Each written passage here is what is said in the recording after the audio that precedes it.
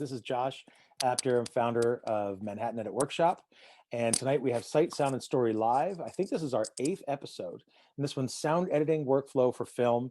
It used to be remote sound editing workflow for film, but we didn't think it was an accurate way to describe what we're going to discuss tonight. Certainly that's part of how people have been working for the last year, but I don't think it's the whole, certainly one piece of many pieces of the puzzle here. So I can't wait to get to this discussion tonight. I wanted to actually start by thanking OWC, AJA, Ace, and actually Harper and Gabriella. A big thank you for helping us finding our guests for tonight and for our other events. You're great partners. I also want to thank Jason Banke and Janet Dalton. They are the Wizard of Oz behind the curtain, without whom none of this could happen. I wouldn't even know I'm live. I would still be sitting here staring into space without Jason and Janet helping me out. So I really want to give a big thanks to them. I say this every time and I'll say it again. I love these kind of events because it lets us focus on the art and the craft of filmmaking. And so much of what we do in class is to, talk about the functions and the keyboard commands and just how you do it, that I love to take some time aside and focus on the why. And events like this, really help deliver some of that. And I don't know, it makes the job worthwhile. So I'm really glad to be able to focus on this for as much time as we've been able to during this sort of crazy year that we've been having. And the sun is out, it's getting warmer. There are lots of shots in arms, so we'll probably get back to our in-person live events hopefully sooner than later. But until then, we're going to keep giving you great content and great events over the airwaves like we are now. So without further ado, I'm going to introduce our moderator and our panelists. I'm going to let them take it away, and I will leave it to Randi and the panel. Thanks, guys. Have a great time. Thanks, Josh. Thanks, Josh. Well, welcome everyone. I want to introduce you to our panel. We've got Josh Berger. I'm just doing it by box order, so randomly, completely. Grant Elder, Bob Hein, Ian Cymore. Guys, I'm going to have you one by one just go through, tell us your title, what you do, and also what your role was on Hillbilly Elegy and Noel, which are the 2 films that we're going to talk about today. Josh, do you want to start? Sure. Josh Berger. I was the sound re-recording mixer on both Hillbilly Elegy and Noel, and I co-supervised Hillbilly Elegy with Bob. Great. Grant, you want to go next? Yeah, sound designer, sound super, re-recording mixer on Noel. I was the sound designer, and on Hillbilly Elegy, sound designer and re-recording mixer. Fantastic. Bob? So I co-supervised Hillbilly Elegy with Josh and hung out with Josh and Grant and Ian while we made that. And on Noel, I was the supervising sound editor. Rob Fernandez was the re-recording mixer, and Josh was also re-recorder mixer on that film. Fantastic. Ian? Hi, I'm Ian Cymore. I was the dialogue editor on both films, and I'm also supervising sound editor and re-recording mixer at Harper. Fantastic. Thanks, guys. So even though Josh had mentioned that this wasn't a remote panel, we can't actually talk about working on Hillbilly Elegy without talking about the pandemic and remote workflows, because you guys were already pretty, I wouldn't say deep, but you were already into working on Hillbilly Elegy when everything shut down. So why don't you guys talk about how you pivoted to that workflow? I know some of you were on the stage with COVID protocols, of course, but why don't we just start from the beginning? When you heard you had to lock down, what did you do other than maybe freaking out just a little bit? Got it together, and then what? So who wants to take that? Well, I just have a memory of being in my cutting room, and we heard rumors that there was this virus around, and at first no one really took much note of it. But then there was this one announcement on a Wednesday, and I turned to everybody and said, I think we're going to be going home by Friday by the sound of this. We got to figure this out. So by Friday, we were ripping our studios apart and bringing everything we could home. to continue working because we couldn't stop. Everything was moving ahead. So a bunch of us grabbed our stuff and haven't come back to our editing rooms. We've gone to the stage, but our editing rooms have not been occupied since then. So it was sort of grab what you need or what you thought you need, or yes. how did that work? I know, Ian, I know that you had said that you wish you took more, you had a bigger box. Yeah, I thought, you know, maybe over the summer we'd be back to finish the mix.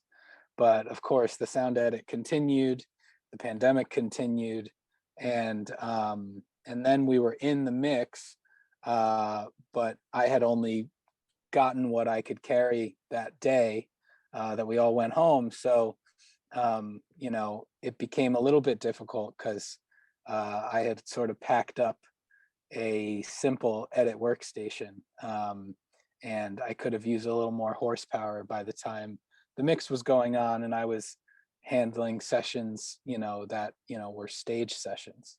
So a little bit more power would have been good, but we didn't know, so we made do.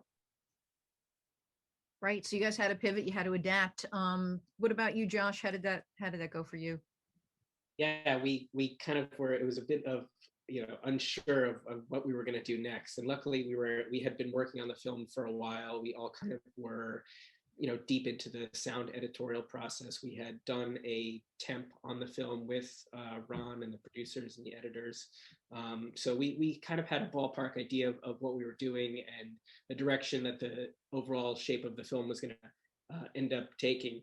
But this was, you know, a major curveball, and we kind of had to, like Ian and Bob are saying, is pivot in a way that we kind of didn't really know what to do. So we tried to do as much as we could from home, but obviously when you're dealing with a large, you know, scale Atmos mix like this, you have to be on the mixing stage to do that. So we figured out, you know, a way to follow the COVID protocols, and it ended up being just Bob, Grant, and myself on our mixing stage. We were all, you know, 6 feet apart from each other, if not more.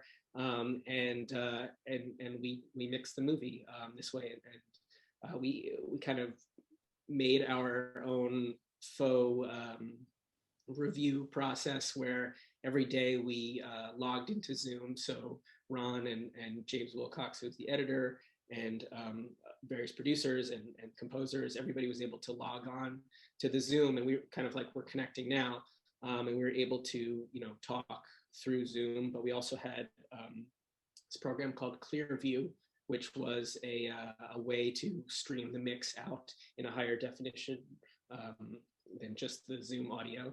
So we're able to review like that and be able to take some notes and do the notes. It was interesting, you know, not normal, but we were able to achieve a large portion of that that way.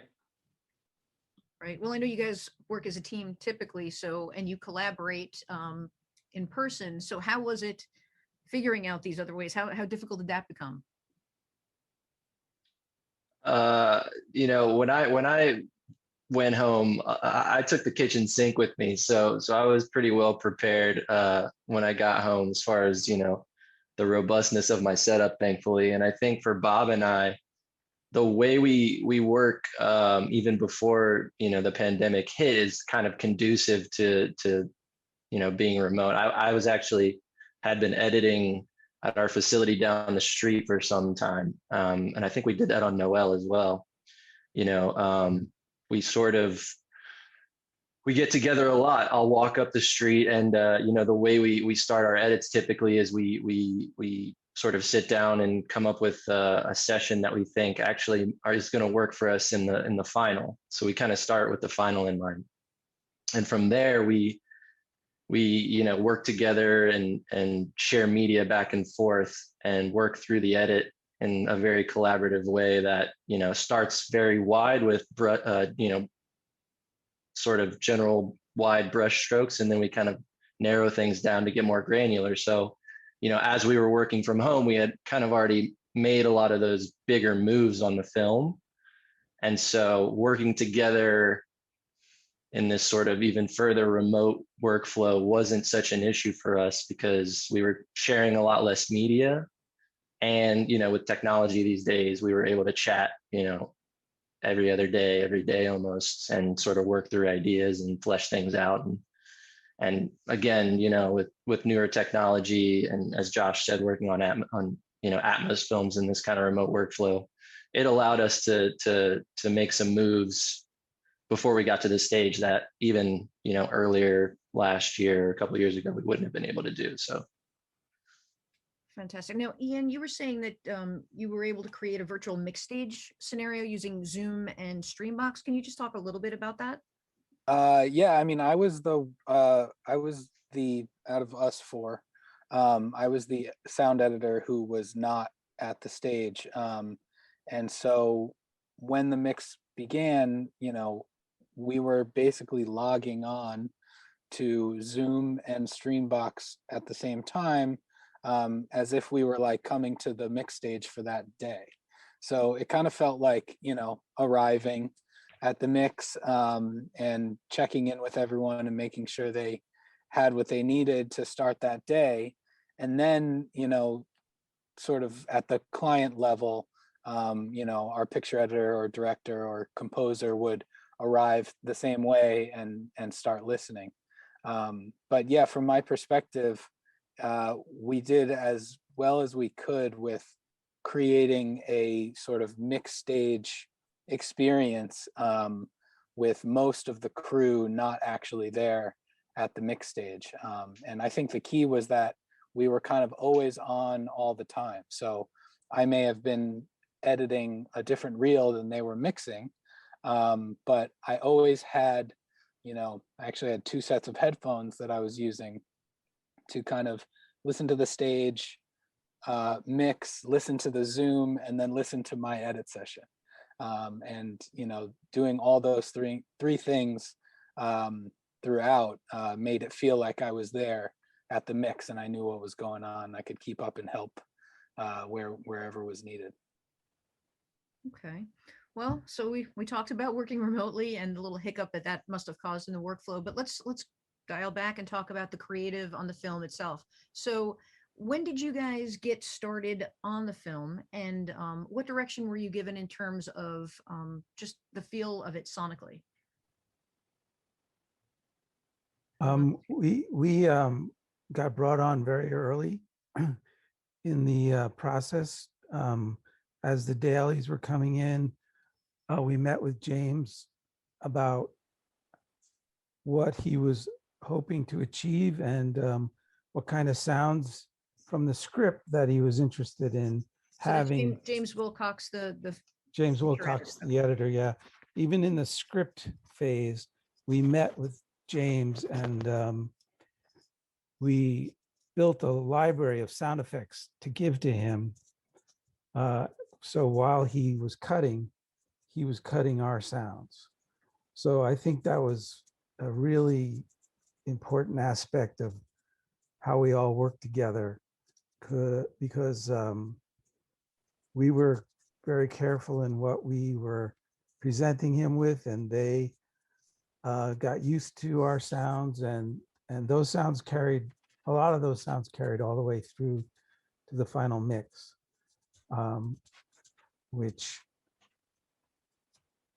made the process just less like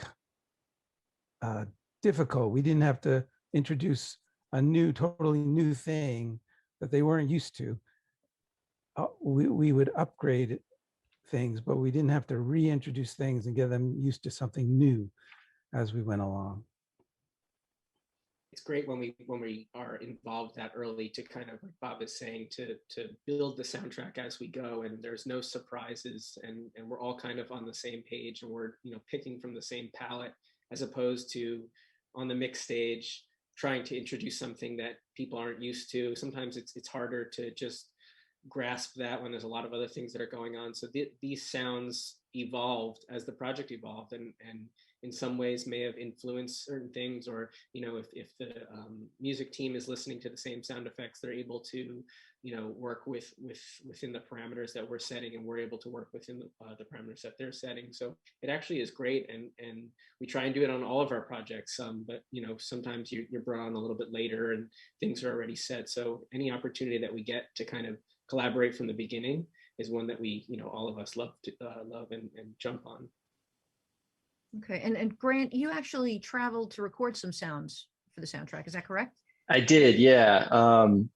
You know, I know Ron he was really inspiring the crew during production and throughout post to sort of give this film sort of like a documentarian vibe. Even the cinematographer that he brought on has a lot of documentary work on her resume, and I wanted to make the soundtrack as authentic as possible for the location. So I, you know, as the guys have been saying, it's great when we get brought on early enough to have these discussions, but I reached out to the post soup and Bill, the producer, and they actually gave me a list of the locations that they had shot at in Middletown, which is where the film is set. And also, so I went back to Middletown and did some recording actually at the locations that they filmed at and at the factory that's in the movie, just for a couple days. I got these really great freight trains and things like that, you know, give the soundtrack, you know, this sort of subconscious, visceral, you know,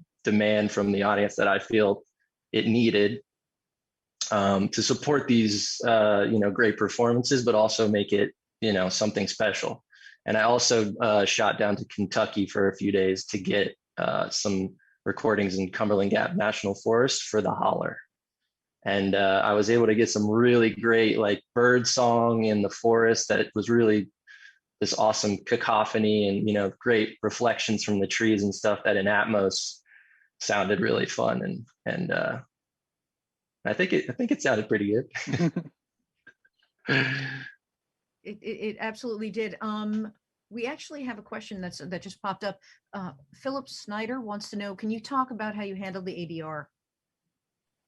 Well, we also had an ADR editor on the project, so I think she would be able to speak in more detail to it. But there was basically Harbor realized very quickly that they had to create remote recording kits. And we kind of mobilized as quickly as possible to build a fleet of remote recording kits so that we could actually ship these things to actors in their homes and have them, you know, clip on the lavalier mic themselves and position a boom and log on to Zoom and talk to one of our engineers and kind of figure out if they were in a big enough room, a small enough room, you know, a place that sounded very reflective or a place that, you know, was too dead.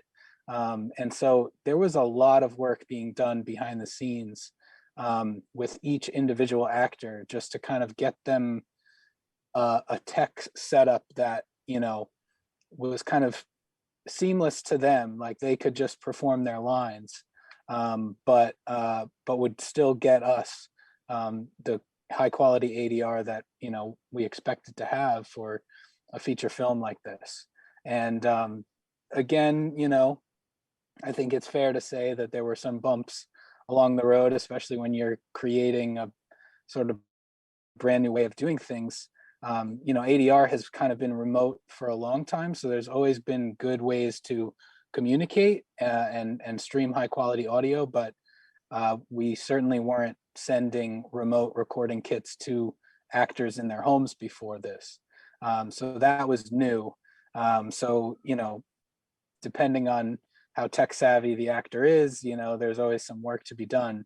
But I think at the end of the day, you know, we got good ADR that, you know, was necessary for the film. And, you know, a lot of times on this one, Ron Howard is really very heavily involved with the ADR. He's not just okay with getting, you know, some lines recorded for technical reasons, but he's really going to like explore new ideas through ADR, through voiceover. And so it was really important that that stuff was as high quality and professional as it could be, to match the film essentially. So yeah, there was a lot of work done there with those remote recording kits. Okay, well, while we're on some dialogue, were there any, in terms of enhancing performances, was there any of that had to be done? Were the performances just, kind of perfect as they were? Can you talk a little bit about that? Yeah, you go ahead, I Josh. think I was going to just to even dovetail, Ian, on kind of what you're saying too, is that the production recordings were so beautiful. They captured the performances so well that there was not a big need for like technical ADR like you would normally on a film. There wasn't a lot of like, lines that were off mic or there was, it wasn't a lot of technical things. So the performances were able to shine through. And what we did is we just enhanced that in certain kind of the normal ways. We didn't use any sort of special treatment or anything like that. We just let them be, and let the characters get loud when they needed to get loud, let them get quiet when they needed to get quiet.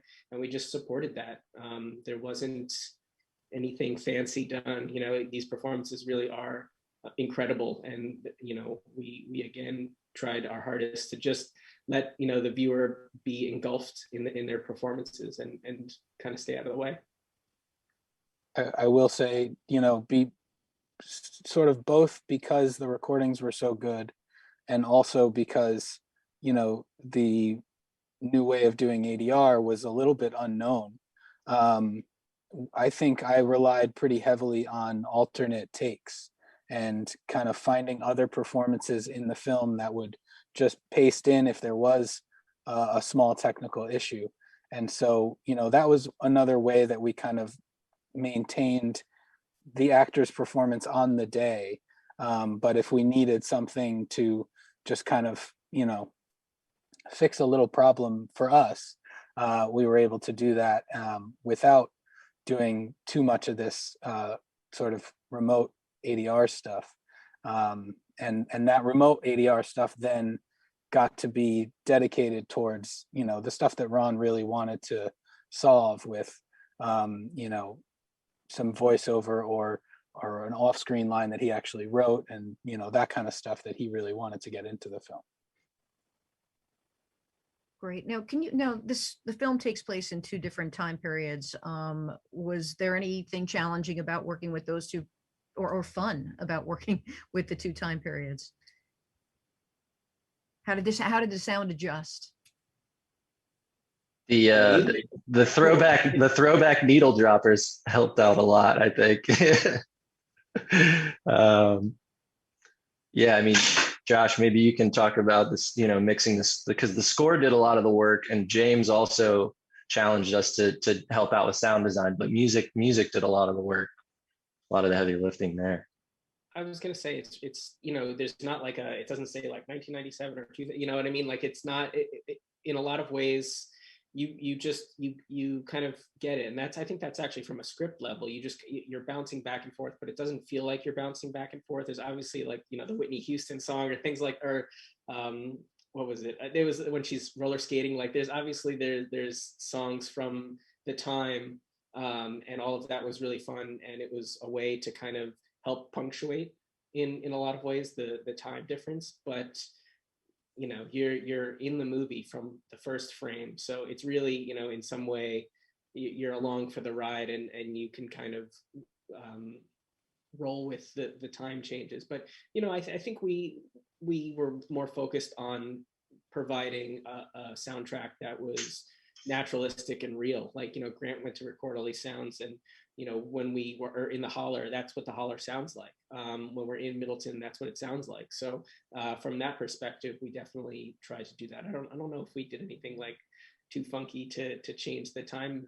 differences too much, but I think it was more of like painting a realistic picture.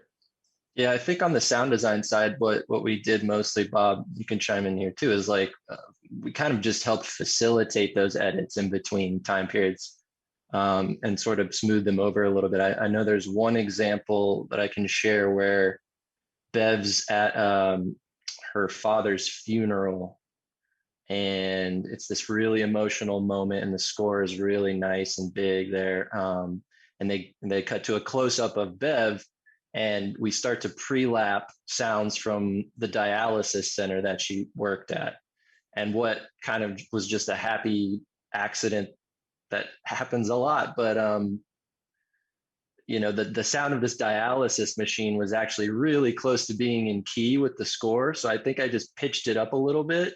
And so the score comes out and the dialysis machine comes in. And it's interesting because you're on a close-up of Bev, and she's unfortunately really affected by her drug use in that moment at the funeral. But you're hearing the sounds of, you know, a different time period, but of basically the environment that created this drug addiction for her. So it really just like pulls you into this new time period. But you know, I guess when you see it twice, you'll think it's one of those things where you catch on maybe if you see it a second time. But I just really thought that emotional connection through sound there was really nice. So we did kind of a couple things here and there where we kind of created those handshakes and score to just kind of like help facilitate those time shifts and edits. Yeah, So. I think in the clip that you're going to show, there's getting into and getting out of that scene where we're done with some sound design, helping you feel the transition, you know, subtly feeling your way in. I also think that the vehicles in the movie were great for us to put together because they all had character. You know, these were a special group of people, and they held on to cars forever, and you know, so we had a lot of fun creating the sound for their world. Okay, well, we could get to the clip. I have a couple of questions before we jump to that regarding ADR, and maybe Ian, you could talk to that. Somebody, let's see, Sharon Holly wants to know what were in the kits that you sent to the actors. We kind of had like a heavy duty kit and a lighter kit, and I think on this film we only used the heavy duty one. But in the kit is like a small Mac Mini computer, and a computer monitor attached to it. That's all like in a Pelican case, and then a boom microphone with like a little table stand and a lavalier, and certainly like an interface. And so the kits sort of open up, and there's like printed out instructions in them for the actors to basically, all they had to do was like position microphones, make sure, you know, all the wires are plugged in, which, you know, I'm pretty sure they are, with the exception of power, and hooking up to the internet. So the kit kind of opens like that. And then what they do is just communicate with the engineer and sort of get walked through the process from there. But that's all in a pretty large Pelican case: a computer, a computer monitor, you know, 2 microphones, and you know, some cabling. Great. And Dave Smith wants to know, were you doing ADR to picture? How did you stream the picture to the actors, if so? Yeah, they were doing ADR to picture. I believe what's happening is they're able to remotely open up that computer and connect to it and actually play, like put the picture and the guide tracks on that computer. So there's a Pro Tools session running on the computer that is delivered to the actor, but it's being controlled by our engineer through something like TeamViewer, which we all know, but it wasn't TeamViewer, is much more secure. And so locally, the picture didn't actually have to like stream over the internet. It could play locally in the right time for them to do, you know, synced up to picture ADR. And so that's how we did the heavy duty ones, for sure. Great. I guess we could move on to Noel. You guys ready? Ready. Yeah, ready for you. It's a slightly different film from Hillbilly Elegy. There's Christmas Joy. It's sort of this different world that you guys sort of had to create. So why don't we jump into it? Who wants to talk about when you got involved in Noel? And I mean, you had a lot to do, so just jump in. Who wants to take it first? I guess I will, because I've had a long collaboration with Mark Lawrence, and he called me one day and said, "We're doing something a little different than we've done before. We're doing Christmas." I'm like, "Really?" So he created Christmas. That was a magical place with very, very specific things, very meticulously put together. I think Ian described it really well the other day. Ian, can you recap what you said about Noel? What about the world, or? Yeah, the world. You were explaining the world. That was you really nailed it. Oh man, I'm on the spot. Yeah. Um, You were I talking mean, about the group and yeah. So Mark was just very specific, sort of across the board with playing with like real type sounds or real voices, and also kind of making it still cartoony and artificial at times when it needed to be. And I think that, goes to like how he made this whole film, because they were building Santa's villages and things out of nothing, which, we got to then put, just like a brand new palette on top of that. We didn't have to be totally real all the time, but Mark definitely did give us some pretty clear direction when it was like we were doing loop group for the elves, and or the people, yeah, the elves, and he wanted them to sound like real humans. He wanted them to speak English. He didn't want them to be completely cartoon-like, but he also wanted them to sound sometimes like kids, or sometimes like a little more animated. And so I think that kind of flowed throughout the film in the world that we were making, is that we were giving it, a proper realistic soundtrack, but we definitely had the room to take liberties at times when he wanted to kind of dive more into, the fact that this is not our regular walk and talk drama or anything like that.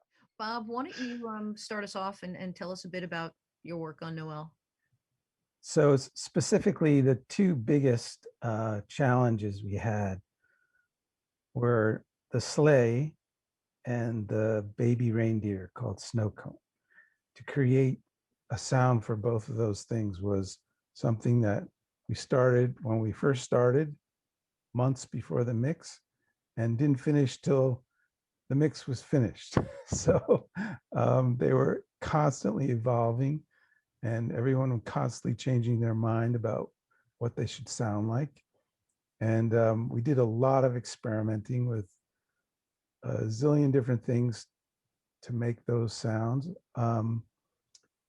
And we had Grant again do some recording, which was very interesting because Mark Lawrence wanted the reindeer to sound more like a lamb than a goat or a reindeer, which is a very grunty sound.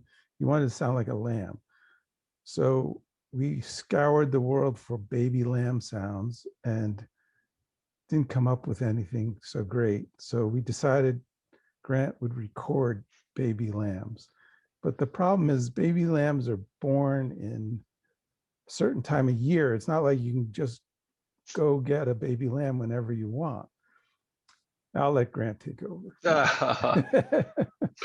I'll say it was one of the cutest, funnest days of work I've ever had. First of all, that was amazing. Bob and I are chasing little baby lambs around with a shotgun mic. Yeah. but it was pretty successful. We went out to a farm in New Jersey, and she graciously let us, snoop around and play with the baby lambs until we got some good source. And it worked out. I brought it back, and we played around with pitch, and things started kind of falling into place. When you are sort of like struggling with something like that for so long, and then you come back and sort of do a rough pass on it, and then all of a sudden, I think we were all just like, that's it. You get that kind of like aha moment where you're like, that's working. This is gonna work. Either that, or we were telling ourselves that just to be optimistic about it, because we had gone through so many iterations already. But I think also what helped those recordings was we used a plugin called Isotope Dialogue Contour to do some pitching effects with it, and I thought that was really fun and interesting. So we would do like a general pitch to kind of give it, because you want to sort of convey the emotion of the character, this animated character. And the animation had been done already, so we were syncing it to the mouth flaps after the fact, and also sort of playing on what the script was doing. And so we used that plugin to sort of give it these little inflections, almost like it was talking. So we would do like a general pitch to get it in the range, and then we would use that to sort of give it like a linear inflection to try to make it talk a little bit. And then we added some breaths and some grunts that we recorded on human breaths and grunts to kind of give it like this little extra character. And so that was a lot of fun, but definitely a challenge to bring to life. Now, did Snowcone actually speak, or he was speaking through these different sounds and motions and movements? Right. Snowcone never formed words, which was interesting because we tried to make the sounds feel like words, because Snowcone was expressing, in language, its own language, but we wanted that to feel like a language. So we went through a lot. We actually brought a actor in who did all of Snowcone's performance as sounds, not as words. And you'll hear a couple of them snuck in, but not too many. But that was an interesting recording session. Yeah. So another big part was the sound of the sleigh. Can you talk about how that sound evolved? So the sleigh at first was conceived as something with power of its own, like it had some kind of magical engine that had its own sound. So we spent months creating what we hoped would be the magical sound of that engine. And then along the way, Mark had an epiphany that the sled shouldn't have an engine. it should have magic, but not an engine. So then we went into a whole nother realm of creating an ethereal sounding sled that didn't have horsepower. But we spent many months previous to that creating horsepower for the sled. So Grant and I, we should publish an album on all the different sounds that. Yeah. We did end up using our Foley guys did a great job. We sort of challenged them to give us a whole pass of the film on sleigh bells to match the rhythm of the reindeer, and that was a huge help. So shout out to those guys, Heike and the crew. And we used that among other layers. And then in the mix, we used a plugin called Traveler, this really great Doppler plugin to really make that thing move across the screen in interesting ways. And that really helped out a lot, I think. Yeah. I think the story of the sled and how it transformed is kind of indicative of Mark Lawrence as a director. He's constantly every day coming up with new ideas and new curveballs to throw at you.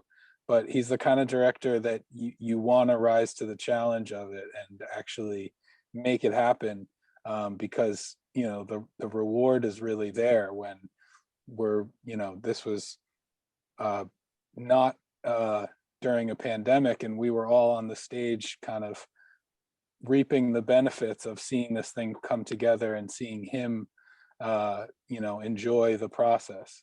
And so as many curveballs as he'd throw us, we'd get it right back to him and make sure that he was happy with it at the end of the day. Josh, anything you want to add? It was just a really good experience. I think that what's cool about Mark's movies in general is they have a lot to do with timing. So like whether the joke lands or whether the music feels a certain way, it's timed in a way that feels very natural and funny. And I thought that we spent a lot of time in the mix trying to make all of that work. And I think it did. It's the movie. I still watch the movie and I still get a lot of laughs out of it. And knowing that we did all this crazy work behind the scenes, but kind of like what Ian is saying, is the reward is just there because it was a really wonderful experience from Mark and Hughes and everybody that was involved. It was just a really good, rewarding film. It's interesting about it that the director Mark, spent years writing it, then he shot it, and then we come along and we have to learn the language of the film. We have to learn what's in his head.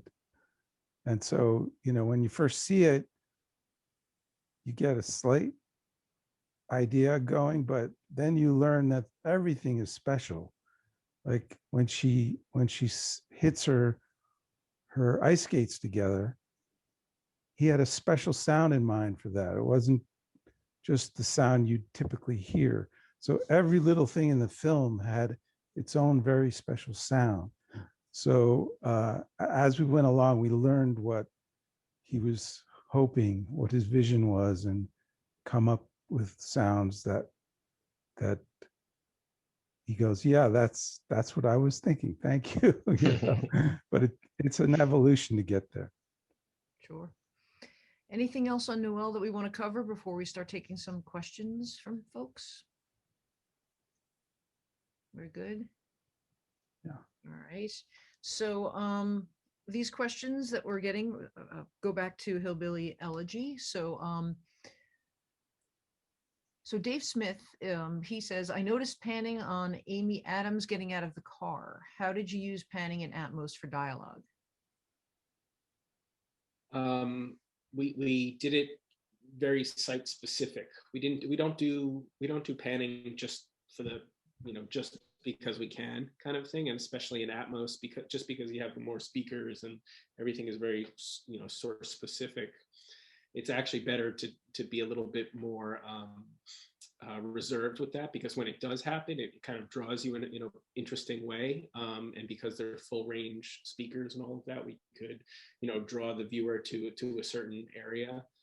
So that was an interesting time. I think we did pan when she gets out of the car a little bit, and we put a little perspective on her to show that she was further away and like danger was almost looming. We did kind of the same thing with the music. I don't know if you can hear it in the stereo version, but everything is kind of shifted a little bit more towards her direction. It was like danger, impending doom was coming from that side. And as he was kind of scurrying away into the house, we tried to give him a little bit sense of like distance so that it wasn't about to happen. And then when she busts through the door, it kind of comes at us full force. So it was just kind of a way of adding a little bit of dimension and tension without kind of overpowering us. And if everything is everywhere all the time, then you lose the magic of when something kind of flies overhead or happens. So yeah, we didn't do too much of it, but the right amount.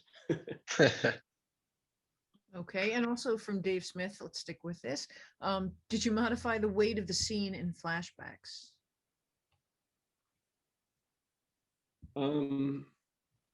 I think that each time we go back to there, it's at a different part of her life, or it's at a different part of somebody else is remembering it. Like Mama remembers it when it's the two of them and she sees Bev go into the car. So I think that each person who remembers it a different way. Obviously, it had a lot of magnitude that it causes Mama to kind of rip off the hospital gear and kind of bust out of there. So I think that we used parts of it, we kind of came back to that same sense more than anything. We made it feel a certain way, but it was adjusted based on the perspective in which we were viewing the scene through, like Manuel or Bev.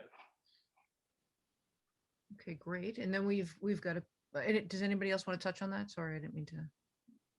No, all good. Okay, Peter Tottle, sorry if I mispronounced that. Do you mix the audio for cinema or consider other platforms like Netflix, broadcast, mobile phones?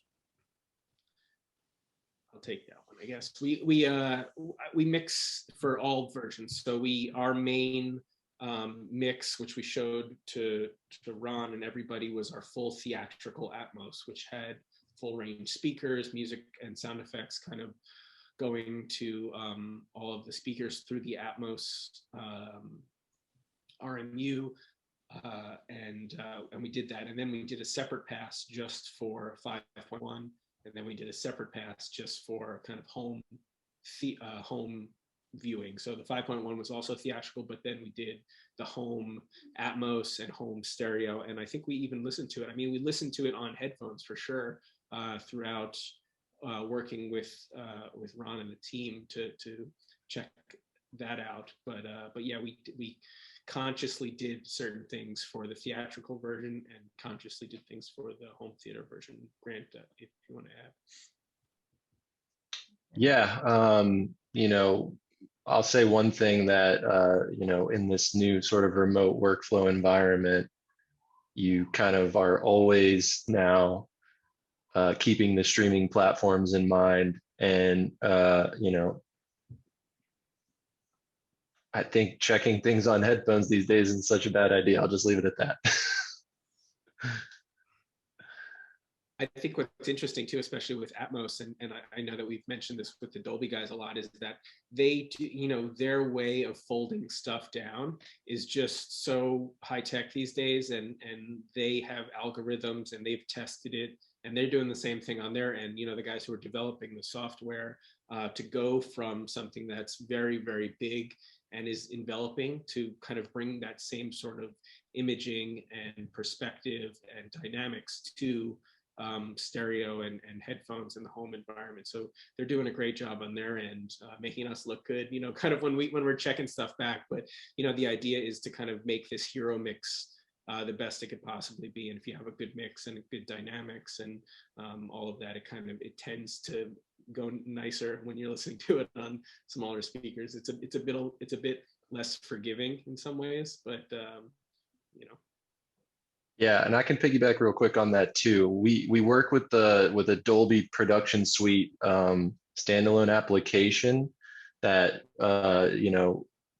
like sort of what I was talking about, touching on how Bob and I collaborate together. We have this mirrored session, and now with the new Dolby technology, we can work in Atmos in our edit suites.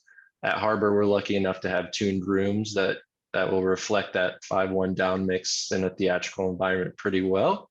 But what's so great about it is when you're editing, this new application allows you to have 128 outputs to, configure your IOs and start making Atmos moves during the edit phase, right? So when we get to a pre-dub, we can have some sort of choices made of what we might want to pan, some verbs that are maybe coming back into Atmos. We can start making those creative decisions early on, listening to them in a down mixed environment already, which is very interesting. And if you're, we've all been lucky enough to work on a few Atmos films now. So those choices, we sort of have in mind what it's going to sound like, what that image is going to feel like once we get to the stage. And we can sort of confidently start making those decisions while we edit, which is really, really nice. And like Josh said, the algorithms that they're using are so fantastic that, oftentimes I'm definitely just working in that sort of workflow all the time, and reviewing in 5.1 in stereo. So okay, just a couple more questions about some of the the technical aspects. Juan Baez wants to know what the deliverable specs look like and what files were bounced for final output. We made every deliverable possible, I think. I think for some of these you know, Netflix films and a lot of other distributors doing the same thing, is like they're asking for basically everything. So we give them access to everything because we want any of the, you know, dubbing teams, the foreign dubbing teams, to have access to as much of it as they possibly can, so that when they do the revoicing or, you know, the translation or whatever, that they have access to as much of it that we can, so that the, you know, the person who's viewing it in the different language is able to be immersed in the same world that we are in the native language. So yeah, so we try and give them as much as possible when we're creating our M&Es. And again, with the Atmos, we give full Atmos deliverables, we give theatrical, we give near field, all of that stuff. Anything that would be anything that they would want, we've given them. So yeah, so I think that's kind of the norm these days, and I think it's a good thing to do, because it's all one big team, you know what I mean? Like everybody who's working on it, whether you're in a different country, we want to give them access to as much as they can, so that the director's vision is kind of coming through in whatever language. Okay, great. And there was a question earlier, and I can't say the name of the person because it's gone, and I'll try to remember, but he was asking if you need to use a plugin like Nugent for loudness when it comes to cinema projects. I don't, do we use the Nugent one? I don't, for cinema, we definitely don't use any sort of loudness. We use our ears. We kind of in this tuned environment that we're able to make decisions, you know, based on what we're hearing. If it's going to be played back in a, you know, the idea of these rooms is that they mimic cinema space. So when you go to your local cinema one day soon, hopefully, and you're able to watch, you know, Hillbilly Elegy back, it's in a similar environment in which we mixed it in. So you're able to get that kind of same balance. But when we do something for home theater, we're cognizant of their spec, like dialogue spec that you have to hit in the plugin, like Nugent or Isotope, whatever it is these days, you know, is the gives you a readout of the tech spec number that Amazon has, that Netflix has, that Sony has, whatever it is. Everybody has a little bit of a different way of measuring it, so that we make sure that we hit that for our home theater and television or streaming platform specs. So yeah, so we do that for TV, but not for cinema.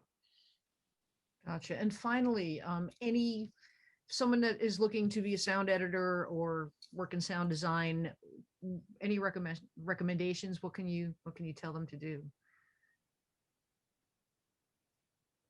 I was on a panel with Josh not long ago where the theater community was sort of trying to plug into some post sound people and ask them some questions, because the theater community has been hurting.